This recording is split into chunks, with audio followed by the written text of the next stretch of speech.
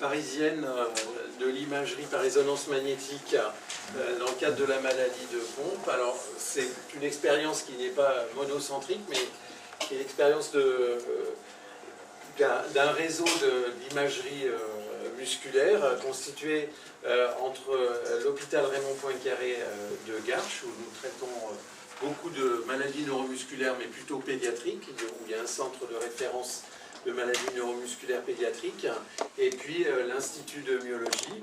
Donc l'association de deux imageurs, association facile par le nom, même si nous ne sommes pas de même nationalité, mais moi je suis plus un radiologue clinicien et Pierre Carlier est plus un radiologue chercheur qui s'occupe du petit animal du niveau plus recherche fondamentale de la pathologie musculaire. Et donc nous avons trouvé un terrain d'entente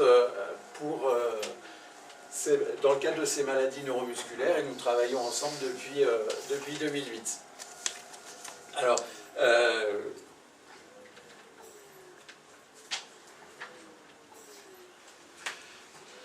avant l'IRM, il y avait d'autres techniques qui restent encore utilisées. L'ultrasonographie, nous en parlions au déjeuner, qui permet des études vraiment de segments et qui est surtout une technique très utile, par exemple, pour guider une biopsie musculaire, pour avoir la bonne orientation par rapport au grand axe du muscle et avoir des prélèvements biopsiques de bonne qualité quand ceux-ci ne sont pas effectués à ciel ouvert. Le scanner à rayon X qui a précédé l'IRM, alors c'est une technique qui donne d'assez bons résultats, qui montre bien les altérations musculaires, en particulier les zones de remplacement graisseux dans les muscles. Le problème du scanner à rayon X, c'est que c'est irradiant, et lorsqu'on va vouloir couvrir l'ensemble du corps humain, en particulier chez des enfants ou chez des gens qui sont souvent exposés au rayon X, par exemple pour des radiographies pulmonaires parce qu'ils ont des problèmes pulmonaires, des radiographies du rachis parce qu'ils ont des déformations rachidiennes associées à leur myopathie ou dystrophie musculaire congénitale, eh bien on arrive très vite à des doses d'exposition au rayon X qui ne sont pas acceptables, hein, et ce n'est pas éthique de faire des explorations chez ces patients en les exposant à des trop grandes doses d'irradiation. Alors l'absorptiométrie biphotonique, c'est une technique qui est très faiblement irradiante, qui repose sur des rayonnements ionisants et qui permet d'avoir une quantification des différents secteurs de tout le corps, en permettant d'avoir une appréciation segment par segment de la masse grasse, de la masse maigre qui est représentée essentiellement par les muscles, et puis du squelette, hein, donc du tissu osseux, donc du calcium. Ça peut être intéressant lorsqu'on va suivre l'évolution de traitement, mais c'est quelque chose qui est encore relativement peu utilisé. Et puis, l'imagerie par résonance magnétique dont on va parler, eh bien, au début, cette imagerie n'était pas rapide, on ne faisait que des études segmentaires. Ça revenait au même qu'à l'échographie. Eh bien, un segment, ça peut être une zone où les muscles ne sont pas du tout détériorés. Et lorsqu'on va étudier une maladie, eh bien, on va essayer de faire une cartographie de l'atteinte de cette maladie, en particulier dans la maladie de Pompe. On va voir un exemple de ce que nous avons fait comme étude.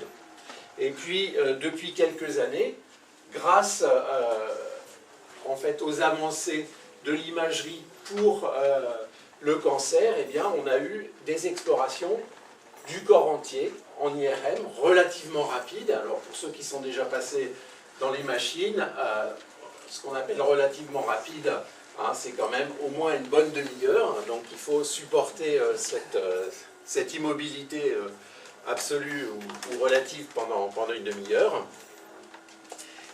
Et on va voir un petit peu à quoi ça ressemble. Alors ça, il y a quelques années, c'était appelé exploration musculaire corps entier. En fait, il y avait 6 coupes réparties, une coupe par segment de membre. Ça, c'est pas une IRM musculaire corps entier. Et vous voyez, c'est une publication qui est relativement récente puisqu'elle date de 2004. il y avait déjà à Garches une machine qui permettait de faire des coupes de 5 mm de la tête aux pieds pour explorer les muscles. Donc parfois, eh bien, les publications sont en retard par rapport à la technique.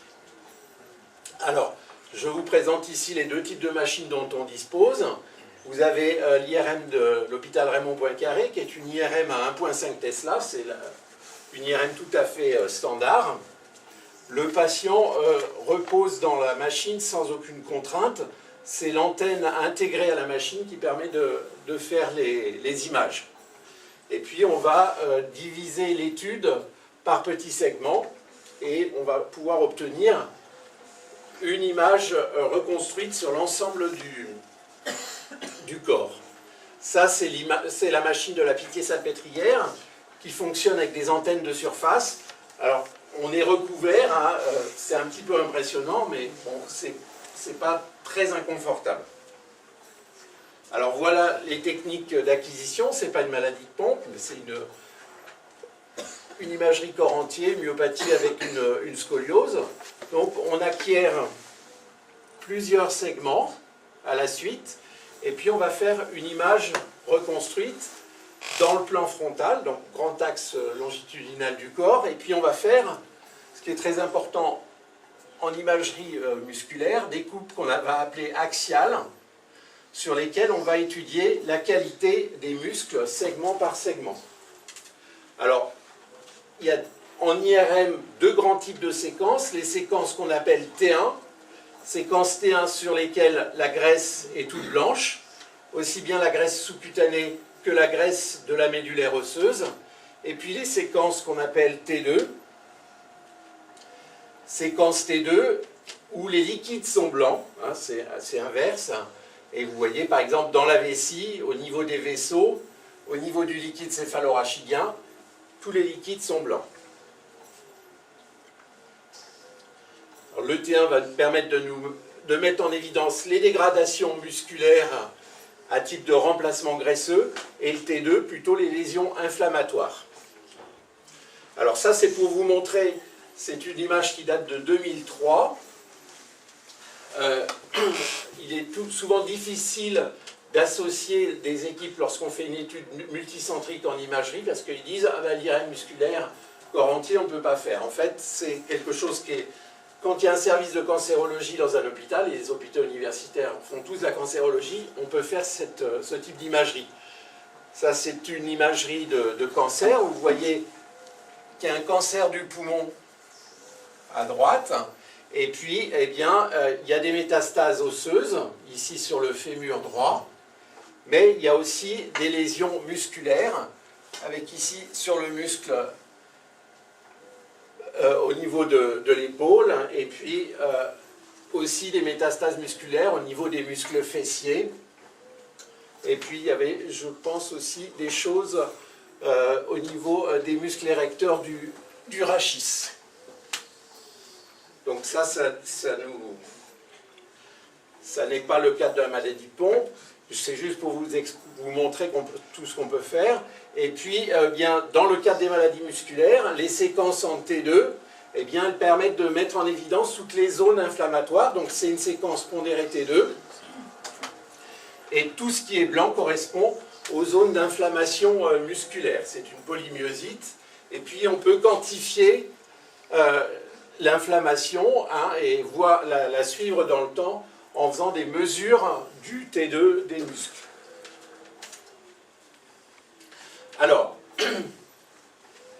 ce qui est important lorsqu'on va regarder simplement les altérations des différents groupes musculaires, ce qui va nous intéresser dans la maladie de pompe, c'est donc de réaliser des séquences T1 et de voir une modification de la quantité de graisse à l'intérieur des muscles. Et on va pouvoir faire une cartographie de l'atteinte musculaire. Ce matin, on a bien vu les tests de force qui donnent une analyse un petit peu globale. En IRM, nous, ce qu'on va s'efforcer de mettre en évidence, c'est muscle par muscle, le degré de dégradation. Pour ça, on va étudier les muscle par muscle, et on va faire un codage avec des grades qui sont, dont le nom est donné par Mercuri, qui est un myologue italien. Et on va voir quelle est cette classification.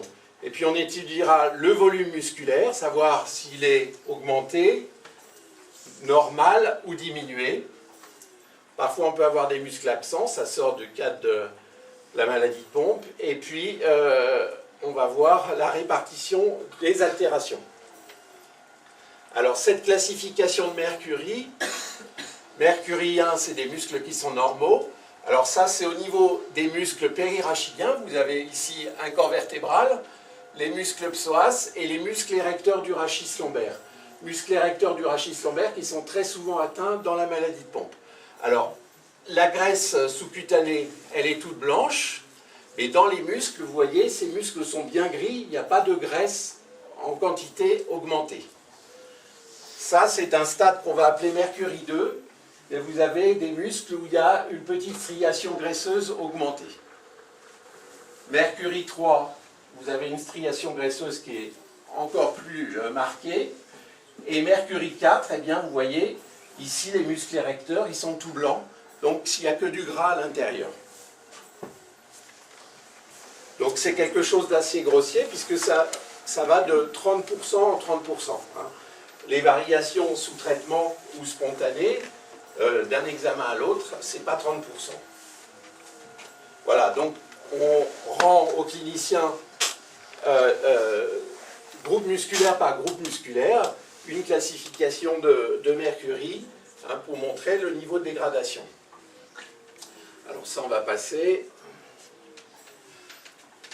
Alors, dans la maladie de Pompe, nous avons effectué une étude préalable il y a quelques années qui a été publiée en 2011, d'IRM corps entier, chez 20 patients. Et ce qui était intéressant, c'est que c'est des patients qui n'avaient pas la même sévérité d'atteinte. Il y avait des patients légèrement atteints et d'autres beaucoup plus sévèrement atteints.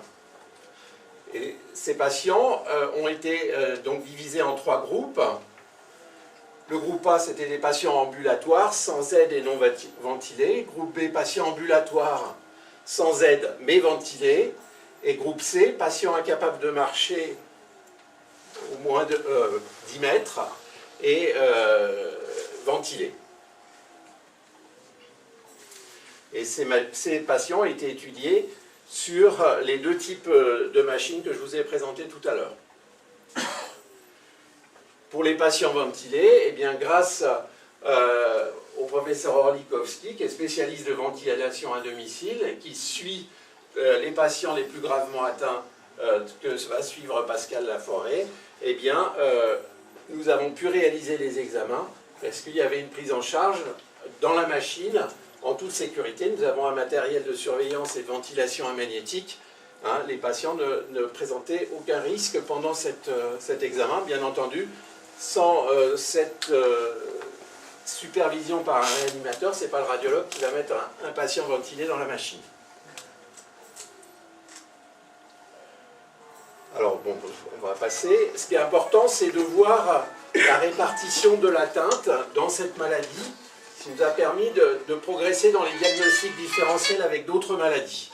Alors, premier élément important, c'est que dans la maladie de Pompe, chez la majorité des patients, on a une transformation graisseuse de la langue. Vous voyez ici, la langue est toute blanche par rapport aux sujets témoins qui ont une langue toute grise.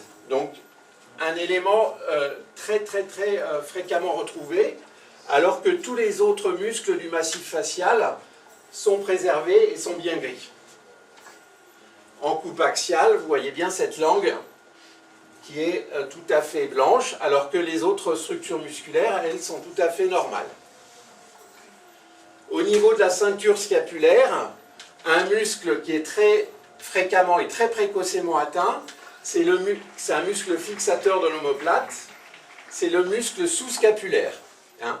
Alors que les autres muscles sont préservés, eh bien ce muscle peut être complètement dégradé.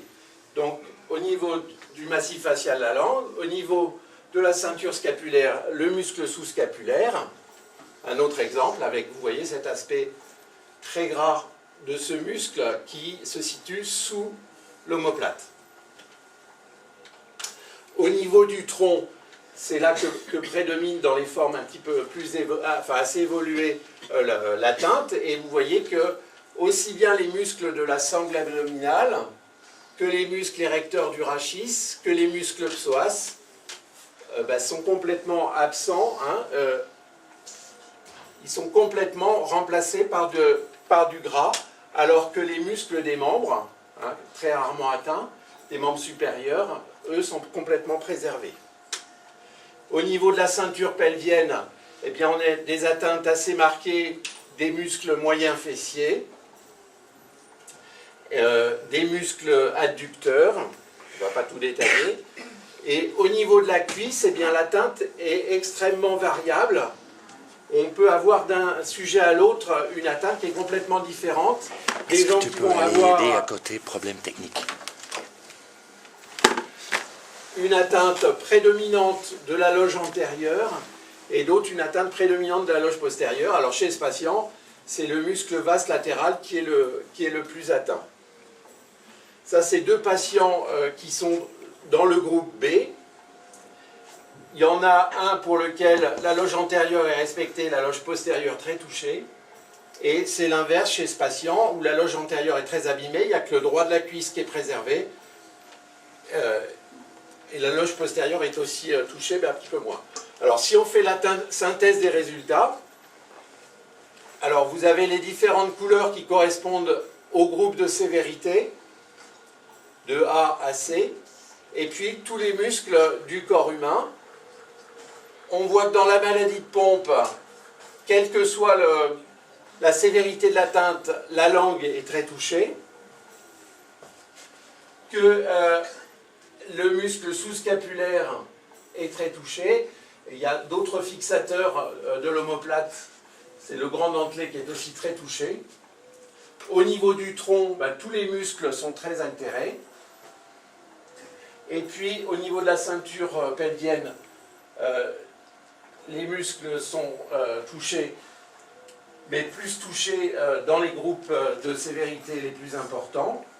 Et puis si on descend dans les membres, au niveau des membres inférieurs, ou qu'on regarde les membres supérieurs, eh bien ce ne sont que dans les formes de sévérité importantes qu'on a une altération musculaire, mais qui n'atteint pas l'importance de ce qu'on peut rencontrer au niveau du sous-scapulaire ou de la langue. Donc on a pu dresser en fait le portrait robot de l'atteinte de la maladie de Pompe. Et parfois il y a des présentations de cette maladie de Pompe qui sont atypiques. Ici c'est un jeune homme qui était suivi en pédiatrie pour un syndrome de la colonne raide, donc une grande rigidité du dos et une scoliose. Et entre l'âge de 13 ans et entre l'âge de 25 ans, eh bien, il n'y avait pas du tout de diagnostic. Et ce patient a bénéficié d'une IRM musculaire corps entier. Au niveau des membres inférieurs, il y a des toutes petites choses, petites transformations graisseuses, mais pas grand-chose à mettre en évidence. Alors qu'au niveau de la face, eh bien, on voit une grosse langue graisseuse.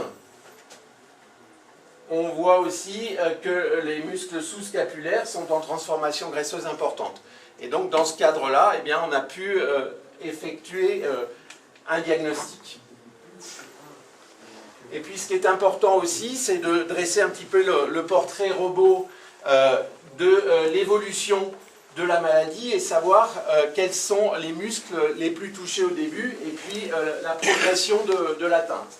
Ça, c'est une dame qui est complètement asymptomatique. Elle a un frère qui a une maladie de Pompe. Elle a été diagnostiquée comme maladie de Pompe, mais elle est complètement asymptomatique. Et chez elle, on ne retrouve qu'une atteinte de la langue et une atteinte du muscle sous-scapulaire. Vous voyez qu'au niveau du tronc, elle a tous ses muscles qui sont en parfait état au niveau des membres. Au niveau de la ceinture pelvienne et au niveau des membres inférieurs. La même chose en reconstruction frontale. Donc, on peut être complètement asymptomatique, mais avoir déjà des zones de transformation graisseuse. Alors, ce qui est important, mais c'est des questions, on n'a pas encore de réponse, c'est de savoir s'il ne faut pas suivre les gens de façon très peu symptomatique pour voir s'il n'y aurait pas un moment où il faudrait dire, ben voilà, ce patient il commence à avoir une dégradation des muscles érecteurs du rachis, est-ce qu'il ne faut pas le traiter? Alors ce qui est important aussi, c'est le suivi évolutif spontané ou sous traitement. Alors il y a plein de questions parce qu'on ne sait pas encore bien y répondre. Quelle est la périodicité? Quel type d'imagerie? Du T1 ou autre chose? Les zones à explorer? Ce qui est sûr, c'est qu'il faut des quantifications plus précises que ce qu'on peut obtenir dans tout ce que je vous ai montré avant, où on a simplement une cartographie de l'atteinte. Et donc ça nécessite des outils IRM plus sophistiqués. Juste un petit exemple, une dame qui était traitée par myosime, elle arrête son traitement pendant 2 ans, et entre les 2 examens, c'est discret, mais au niveau des muscles érecteurs du rachis, eh bien, on voit qu'il y a un petit peu plus de blanc, la striation graisseuse intramusculaire est augmentée. Mais on ne sait pas dire quel est le pourcentage d'augmentation, et donc on a besoin de techniques de quantification plus appropriées. C'est pour ça qu'on utilise soit des techniques semi-quantitatives, où on va contourer les muscles et mesurer le signal intramusculaire et voir s'il y a une progression, ou utiliser des séquences dédiées, et les séquences dédiées les plus appropriées, ça s'appelle les séquences Dixon, où on va obtenir une image de la graisse, une image de l'eau, et ça va pouvoir nous donner de façon automatique, sans contourage qui prenne des heures, un pourcentage de graisse intramusculaire. Et là, eh bien, d'un examen à l'autre, on a quelque chose de quantifié, et on a une réponse plus fiable qu'à l'œil nu. Voilà, on a les pourcentages de graisse groupe musculaire par groupe musculaire, et d'un examen à l'autre, on peut voir la progression.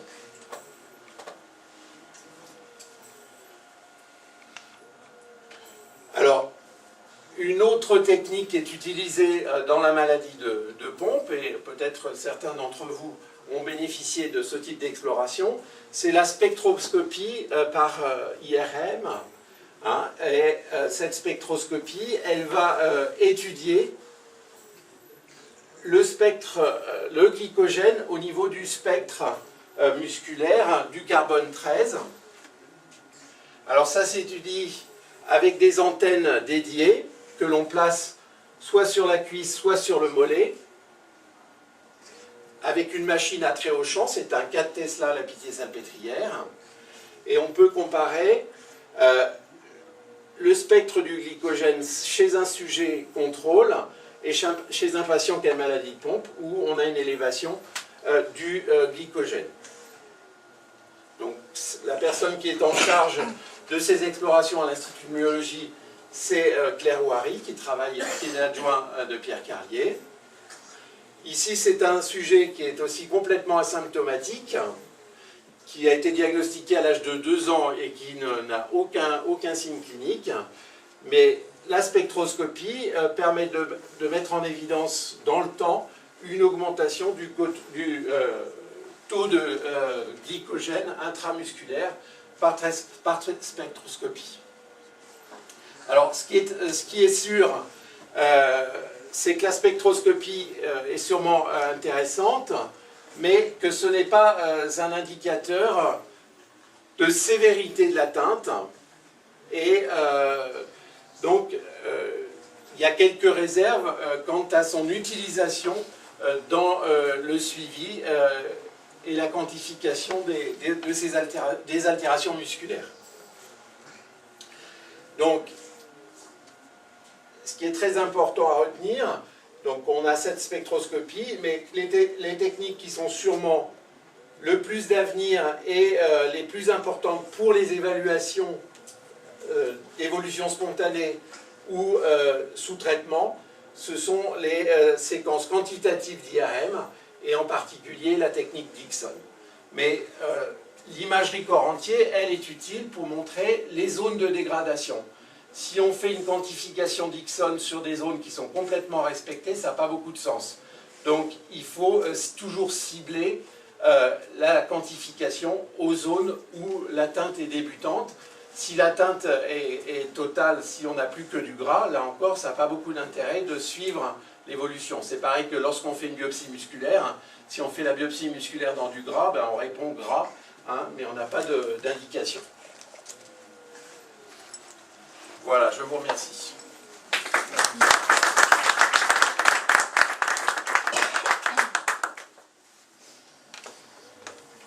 Avez-vous des questions?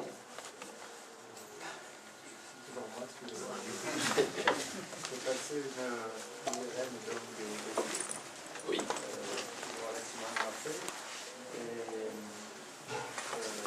La question, j'ai pas très bien compris, lorsque vous faites IRM corps complet, Oui.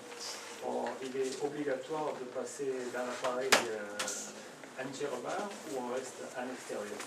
Alors, ben, vous restez à l'extérieur, tous les segments à peu près un peu au-dessus de l'ombilique, Ouais. et le segment tête, partie supérieure du tronc, Ouais. bah, c'est relativement bref, hein, ça dure 5 minutes. Hein. Ah, parce que moi, ça n'a pas été bref, ça a duré 1h15 à peu près pour les prises. Ah, alors, Ça a été très long, moi, je suis claustrophobe, hein, voilà. Bon. Je vous dis mon appréciation. alors ben, tout le monde ne fait pas les IRM musculaires de façon courante, donc je pense qu'un radiologue qui ne connaît pas très très bien le muscle ben, va passer beaucoup plus de temps. Après, quand on en fait beaucoup, ça va beaucoup. Enfin, les techniciens et les radiologues sont plus habitués et ça va plus vite. Voilà, parce qu'une heure et demie, ça fait long, quoi, je veux dire. Oui, non, mais je suis tout à fait conscient. Il faut. C'est pas très confortable, le plus, on est sanglé. Et bon, Alors, moi je vous ai montré deux types de machines. Donc il y a une machine où vous êtes de la pitié, vous êtes un petit peu plus sanglé, mais c'est relativement confortable. À Raymond Poincaré, comme on a beaucoup de pédiatrie, eh ben, on n'est pas sanglé. Hein, donc on n'a pas les contraintes et on a moins de stress. voilà, il faut que je fasse pour moi comme pour les nouveau-nés. Ben, on est tous des nouveau-nés plus ou moins dardés.